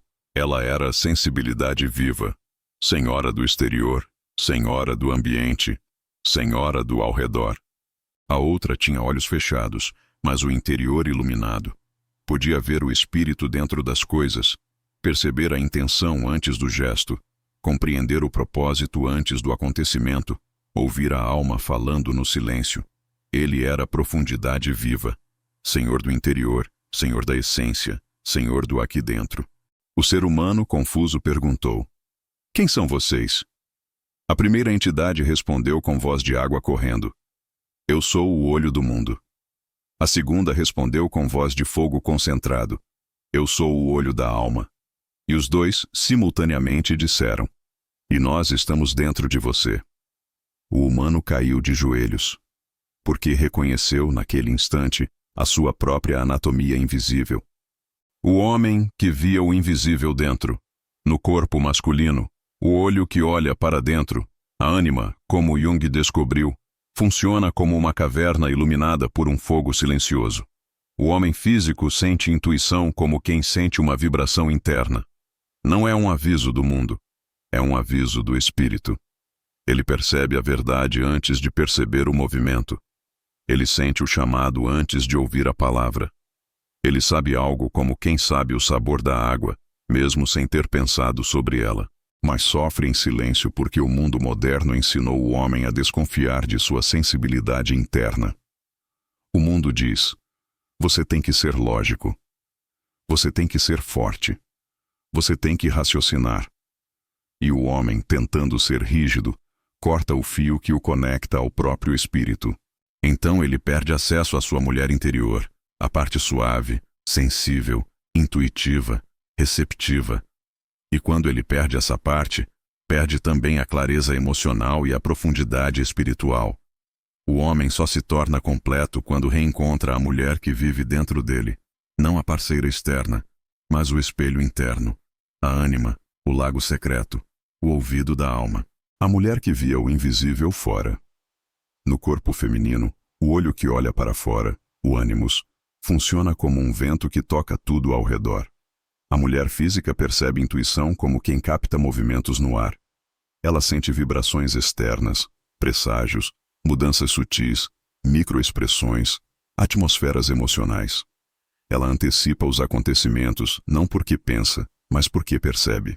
Mas sofre porque o mundo moderno ensinou a mulher a desconfiar de sua força interna e acreditar que sua sensibilidade é fraqueza, quando na verdade é radar. E também ensinou a mulher a se perder no mundo externo e esquecer de si. Quando a mulher perde contato com seu homem interior, a força, a direção, a clareza, sua percepção se transforma em ansiedade. A intuição se transforma em vigilância. A sensibilidade se transforma em sobrecarga. E a mulher começa a carregar o mundo inteiro, justamente porque o mundo inteiro cabe dentro dela. A mulher só se torna completa quando reencontra o homem interior, não o parceiro externo, mas o guardião interno, o fogo que dá forma, a flecha que dá direção, a presença que dá foco. A parábola do encontro. A tradição da Sociedade Universal conta que a lírica e o guardião, as duas entidades ancestrais, retornaram à montanha da consciência após milhares de vidas encarnando em corpos separados. Sentaram-se lado a lado, finalmente conscientes de que suas jornadas só estavam completas quando caminhavam juntas dentro de um mesmo ser humano. A lírica disse: eu vejo o mundo, mas não vejo a mim. Sinto a vibração das folhas, mas não sinto o centro do meu próprio peito. O guardião respondeu: eu vejo o centro do peito, mas não vejo a vibração das folhas. Eu conheço o propósito, mas desconheço o movimento do mundo. E assim concluíram. Então não somos dois. Somos uma visão dividida. Uma visão que voltará a ser inteira quando o humano souber finalmente nos unir. Nesse dia, a montanha tremeluziu como se tivesse despertado de um sono antigo, porque naquele instante nasceu a maior verdade da intuição. O ser humano nunca está inteiro enquanto sua mulher interna e seu homem interno caminham separados. O retorno da intuição completa. O homem físico, quando acolhe a sensibilidade feminina interna, deixa de ter medo do próprio coração. A mulher física, quando acolhe a força masculina interna, deixa de temer a própria mente. E quando isso acontece, algo extraordinário ocorre. O homem passa a sentir o mundo sem perder a profundidade. A mulher passa a sentir a si sem perder o mundo. A intuição deixa de ser metade, deixa de ser sombra, deixa de ser conflito, e passa a ser o que sempre foi no início dos tempos. Uma visão inteira. A visão de uma alma que olha para dentro e para fora ao mesmo tempo. A visão que a consciência tinha antes de entrar no corpo. A visão que se perdeu quando cada olho foi separado. A visão que retorna quando os dois finalmente se encontram. E quando eles se encontram dentro de você, você também retorna. Porque toda jornada espiritual é isso. O reencontro das metades. A integração dos opostos. O casamento secreto da alma consigo mesma. Quando o homem interno e a mulher interna se abraçam, a consciência acorda. E tudo volta a ser claro, como sempre foi no início. Capítulo 9. Soberba, humildade. Esclarecimento oficial. Antes do capítulo 9. A Sociedade Universal não considera os 7 pecados como maldade, impureza, erro moral ou culpa espiritual. Na visão da Sociedade Universal, pecado, doença do elemento, ou seja, não é falha de caráter. Não é erro espiritual. Não é culpa. Não é vergonha. Não é condenação. É um elemento da consciência em desequilíbrio. E toda doença, energética, emocional, mental ou espiritual, tem cura. E a cura é a transmutação alquímica. Assim, soberba não é arrogância, é fogo inflamado. Avareza não é mesquinharia, é terra congelada. Luxúria não é pecado, é água sem direção. Ira não é agressão, é fogo sem guia. A sociedade universal vê tudo como energia, e energia se transforma. Ninguém é condenado por estar doente, mas todos são libertos quando compreendem sua doença e quando curam o elemento que sofre. Essa é a lógica. Essa é a alquimia. Quando o fogo se esquece de onde veio. A soberba é talvez a doença mais incompreendida de todas. Não porque seja rara, muito pelo contrário, mas porque, diferente das outras, ela nasce do lugar mais sagrado dentro do ser humano: o fogo. O fogo é nobre, é puro, é luz, é energia primordial. É o fogo que move a vida, que nos faz levantar quando caímos, que nos faz querer crescer, que nos faz ousar, que nos faz criar mundos. Nada no universo se transforma sem fogo. Mas o fogo tem um problema. Ele se esquece de si mesmo com facilidade. Quando o fogo perde a memória da sua origem, ele se inflama. E quando se inflama além do necessário, chamamos isso de soberba. Não é maldade. Não é arrogância moral. É o sintoma de um fogo que perdeu o equilíbrio. Para entender isso, precisamos contar a história do Reino dos Fogos. Parábola 1. O Reino dos Fogos. Dizem que, no início dos tempos, havia um reino onde todos eram feitos de chamas vivas. Eram seres belíssimos, radiantes, formados do mesmo fogo que as estrelas. No centro desse reino, havia uma fonte. Uma chama eterna que alimentava todos os fogos. Era dela que vinham a luz, o calor, o impulso e a força de cada ser. Cada chama sabia disso, e por isso viviam em harmonia. Mas com o passar de muitas eras, as chamas começaram a se esquecer da fonte. Não por rebeldia, nem por ingratidão, mas pelo simples movimento da consciência que desce à matéria. Quando a alma entra no corpo, ela perde parte da memória. Uma das chamas, a mais brilhante de todas, um dia olhou para si mesma e pensou: ninguém aqui queima tão alto quanto eu. Devo ser mais importante que as outras. E sua chama inflamou-se. Tornou-se mais alta, mais intensa, mais arrogante. As outras chamas olharam e disseram: tão linda, mas tão distante. Porque a chama que se esquece da fonte acredita que brilha sozinha. E assim nasceu a primeira forma de soberba. A chama que esqueceu seu próprio lar. Quanto mais ela crescia, mais se afastava. Quanto mais se afastava, mais queimava a si mesma. Até que um dia, exausta, apagou. E quando sentiu o próprio fim, Uma brasa minúscula dentro dela sussurrou: volte. Essa brasa era a humildade, a memória da fonte tentando chamá-la de volta. A chama apagada rolou pelo chão, levada pelo vento, até tocar novamente o altar da fonte. E a fonte acendeu-a com suavidade, não como um castigo, mas como uma mãe que reencontra seu filho perdido. Nesse dia, a chama entendeu uma verdade que ecoou pelo reino inteiro. A soberba é o fogo que esqueceu sua origem. A humildade é a lembrança da fonte. A doença do fogo. No ser humano, o mesmo acontece. A soberba não nasce de maldade, mas de um fogo interno tentando crescer sem direção. É o impulso da vida tentando afirmar-se sem ainda ter encontrado seu centro. É o ego inflamado tentando provar valor porque não sente valor. É o espírito querendo brilhar, mas sem lembrar que sua luz vem do todo. A soberba nasce da desconexão. Quando o fogo não encontra suas raízes, ele procura a expansão para fora e não para dentro. E nessa expansão desordenada, queima tudo o que toca, não por crueldade, mas por desorientação. Um fogo sem memória é sempre destrutivo, mas um fogo que se lembra é sol. E o caminho entre um e outro é chamado de humildade. Parábola 2. O monge que gritava alto. Havia um monge conhecido por sua sabedoria. Mas sua sabedoria tinha uma qualidade estranha. Ele queria ser visto. Falava alto, ensinava com ostentação, posava com ar de grande mestre. Os outros monges o respeitavam, não porque era sábio, mas porque era barulhento. Certo dia, o mestre do templo o levou até uma montanha silenciosa. Ali não havia aplausos, não havia discípulos, não havia plateia, somente vento, somente rocha, somente céu. O mestre disse: ensine aqui.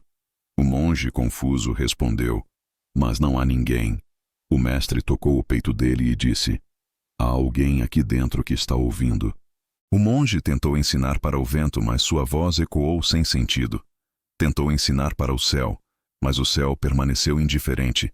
Tentou ensinar para si mesmo, e percebeu que suas palavras estavam vazias, e chorou. O mestre, em silêncio, esperou. Quando as lágrimas cessaram, perguntou: por que chora?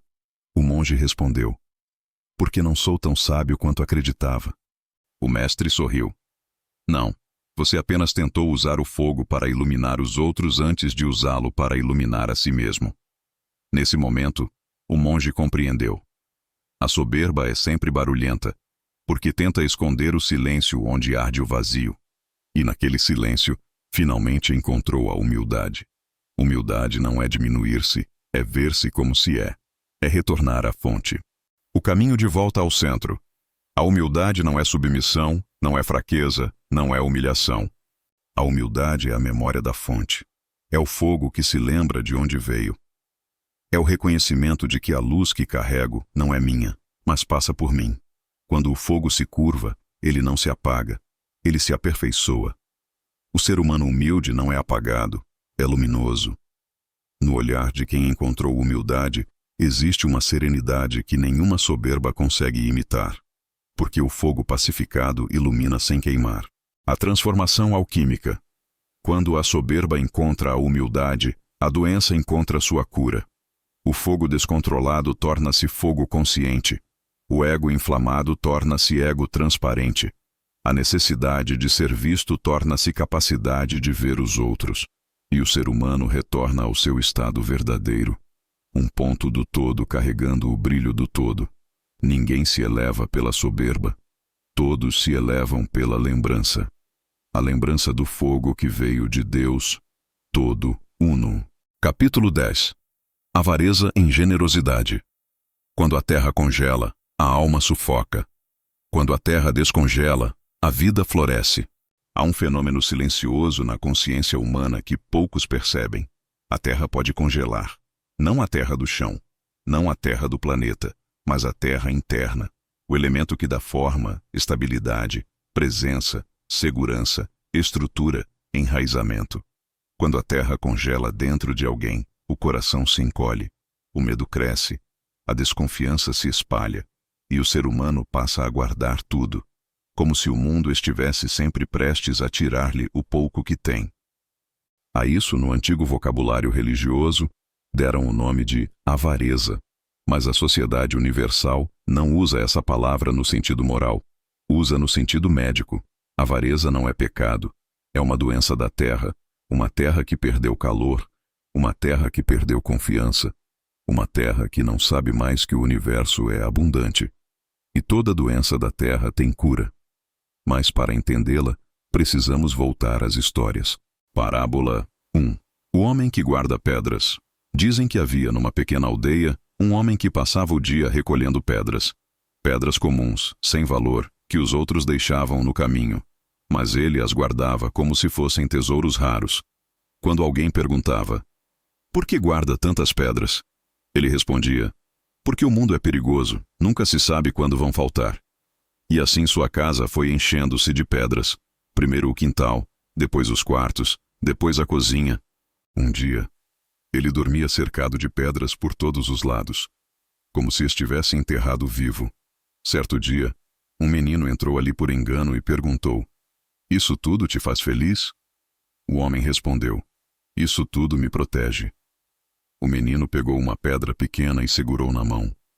"Mas essa pedra não te ama", disse ele, "nem te protege. Ela só ocupa o espaço onde você deveria viver." O homem não respondeu, mas aquela frase tão simples abriu uma fenda no gelo que enchia sua alma. Naquele dia, pela primeira vez, ele percebeu que as pedras eram apenas símbolo de um medo antigo. O medo de não ter, o medo de perder, o medo de depender. E naquele momento entendeu. Não era ele quem guardava as pedras, eram as pedras que o guardavam preso. Essa é a avareza. Não o desejo de ter mais, mas o medo de perder o que tem. A natureza em sua sabedoria. A terra nunca retém tudo para si. Observe o solo. Ele recebe, absorve, transforma e devolve. Nunca guarda uma semente para sempre. Nunca aprisiona uma raiz para sempre. Nunca prende uma árvore para sempre. A terra só cumpre sua função quando permite que a vida flua através dela. Mas o ser humano? O ser humano vive como se seu coração fosse um cofre. Como se seus bens fossem muralhas, como se suas economias fossem escudos, como se suas relações fossem garantias, como se sua identidade fosse um contrato blindado. Não percebe que reter demais é morrer aos poucos. Tudo o que congela, incha. Tudo o que incha, rompe. Tudo o que rompe, dói. A terra não foi feita para segurar. Foi feita para nutrir. E nutrir é movimento. Nutrimento é fluxo. Até a pedra que ele guarda um dia será areia. Até o ouro que ele protege um dia será pó. Até o nome que ele defende um dia será esquecido. E o fluxo continua. A avareza nasce do medo de morrer e termina matando tudo antes do tempo. Parábola 2. A casa sem janelas.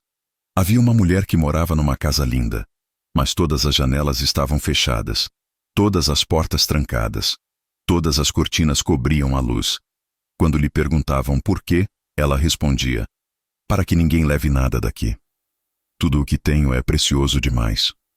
Mas com o passar dos anos, a casa ficou úmida. O ar ficou pesado. O cheiro ficou velho. E a mulher, que antes queria proteger seus tesouros, percebeu que estava se afogando lentamente no ar que ela mesma guardava. Um dia, uma senhora muito sábia bateu em sua porta e disse: "Você não percebeu que, ao impedir o mundo de entrar, impediu a vida de respirar em você?" A mulher respondeu: "Eu temi que levassem o que é meu." A sábia tocou sua mão. "Mas nada é seu. É você que pertence à vida, não o contrário. Ao fechar as janelas, você afastou o mundo, mas também afastou o céu." A mulher abriu uma das janelas, e a luz que entrou iluminou cada canto da casa. Ainda havia poeira, ainda havia mofo, ainda havia escuridão. Mas agora havia vento. O vento é a prova de que o universo continua em movimento. E naquela luz, pela primeira vez em anos, ela chorou. Não chorou de perda, chorou de alívio. A generosidade havia entrado pela janela. Quando a terra descongela. A cura da avareza não é doar bens, não é ser caridoso de forma performática, não é abrir mão de tudo como quem tenta comprar o céu. A cura da avareza é a desconstrução do medo. O medo de faltar, o medo de perder, O medo de confiar, o medo de depender, o medo de ser vulnerável. A verdadeira generosidade não nasce das mãos, nasce da terra interna. É a terra descongelando, é o coração respirando. É a alma lembrando que nada do que é real pode ser perdido, nada do que é ilusório pode ser guardado. Quando a terra interna descongela, a pessoa naturalmente respira melhor, dorme melhor, se relaciona melhor, faz escolhas mais leves, confia mais na vida, deixa de se defender tanto, sente abundância, sente segurança, sente que pertence. Porque a segurança verdadeira não é material, é existencial. A terra aquecida é aquela que encontrou fé. Parábola 3. O agricultor que não acreditava no sol. Um agricultor, tomado pelo medo, vivia enterrando suas sementes muito fundo, cobrindo-as com camadas e mais camadas de terra, pois acreditava que se estivessem próximas da superfície, alguém as roubaria.